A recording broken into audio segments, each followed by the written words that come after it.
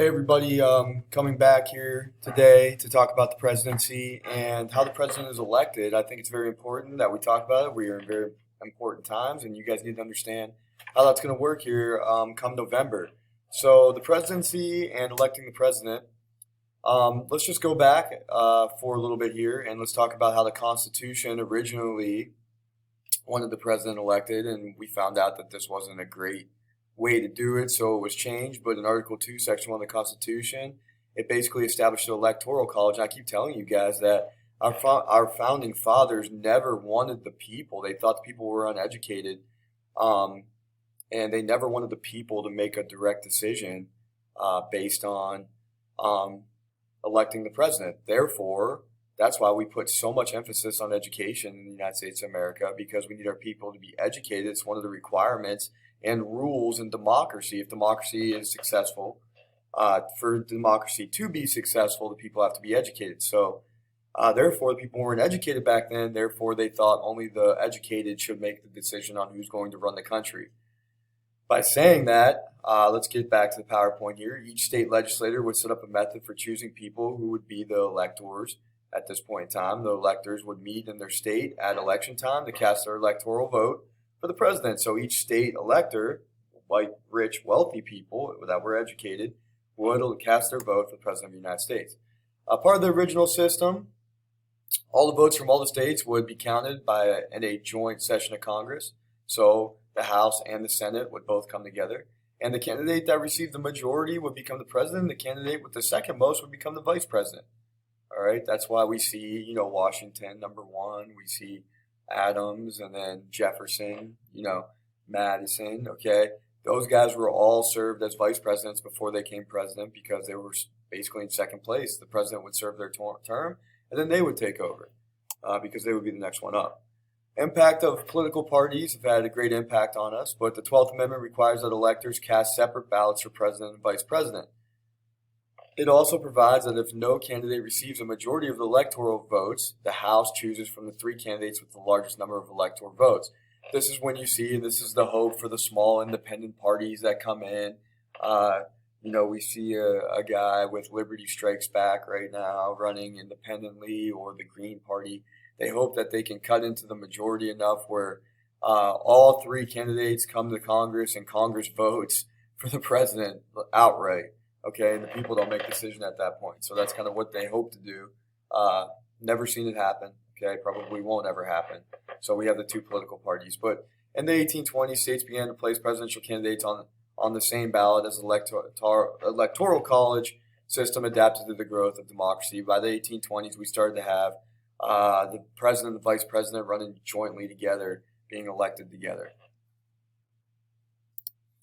The Electo college system today's parties choose their nominees for president in the conventions that are held in late summer, and we see those every day, or not every day, every time the parties have to choose. You'll see the conventions come together, the Democratic or Republican convention, to choose for their presidency, who their nominee is going to be, and who they're going to support. Voters cast their ballot for president every 4 years, obviously on the Tuesday after the first Monday in November. Okay, so this year, if I'm looking at my calendar here, the presidency, if we look at the Tuesday after the first, voters cast a ballot for president every 4 years on the Tuesday after the first Monday. So the first Monday in November this year so it's going to be November 3rd that we're going to vote for the presidency of the United States. So the Tuesday after the first Monday. Yep.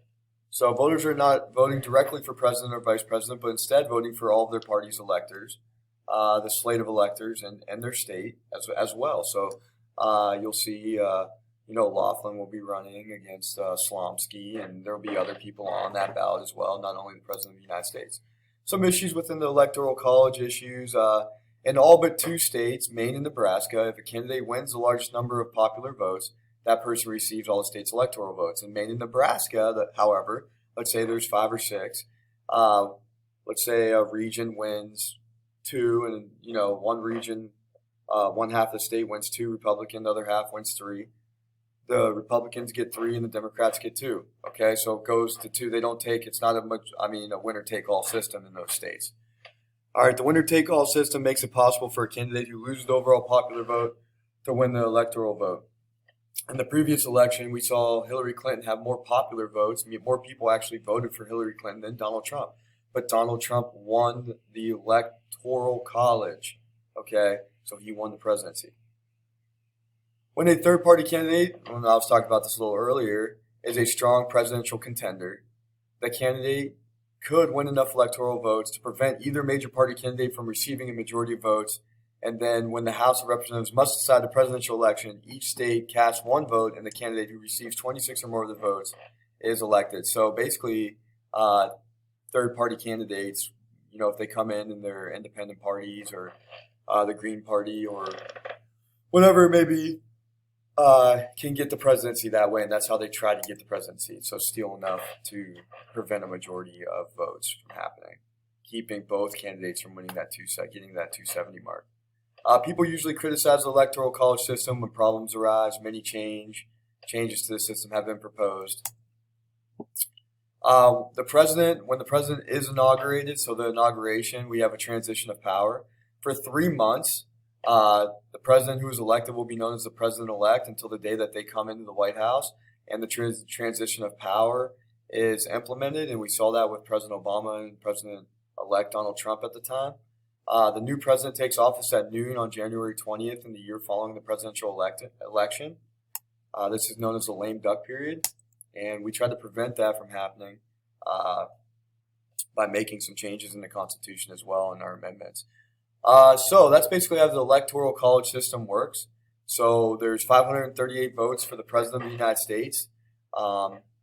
So we theoretically get a vote basically for three of those 538 votes. Why? Because we have 2 federal representatives and we have a House member that represents us. So we have Bob Casey, Pat Toomey, and Mike Kelly. So when you vote, okay, however you vote in your district, so however we're going to vote in Mike Kelly and runs our 16th district, however it comes out, say it comes out Republican, Mike Kelly's going to take our vote Republican and cast his vote Republican when it comes to the presidency of the United States. And that's how it works.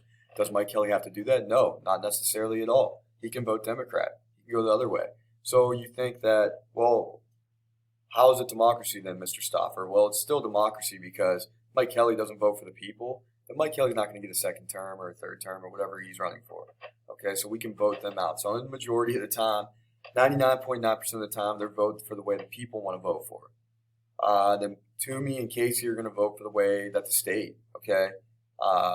So they're going to see what Pennsylvania does, and they're going to kind of wait, and they're going to cast their vote depending on the majority of how Pennsylvanians are going to vote. So very important to vote. So obviously we can't debate this, but what I want you to do after you watch this PowerPoint, you're going to go to this YouTube and watch the YouTube video, how the Electoral College works. It's going to give you a better explanation than what I just gave you. Okay, kind of write it down, show drawings of it, different things along those lines. I think it's a really good clip. It's only 6 minutes long, so don't freak out. You don't have a ton of work to do today. And then what I want you to do is I want you to answer these 3 questions on notability and then submit them to me. Does the Electoral College limit or further democracy? So tell me what you think when it comes to that after watching the video on YouTube. Question 2, do you think the Electoral College still makes sense today? And then why or why not? And then number 3, and this is a big one, I want you to explain your answer in number 3. What are other ideas you can think of for reforming the Electoral College system? Okay, so those are the 3 questions that I want you to answer. I am not going to post this, okay? You will just see the grade pop up, and it's just going to be for the people that watch this PowerPoint that are going to be able to get the points on this. So this is going to be a 10.3 question easy assignment that you can submit to Schoology.